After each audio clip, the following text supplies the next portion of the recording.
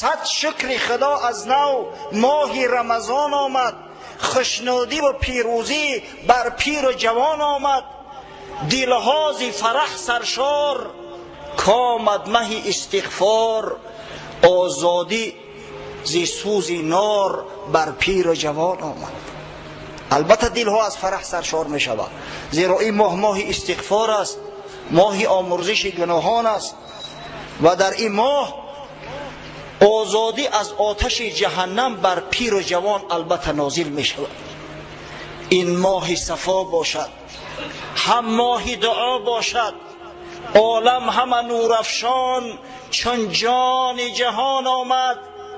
فرض است عزیز من این روزه به مرد و زن، هم راحت جسم و تن، هم باعث جان آمد.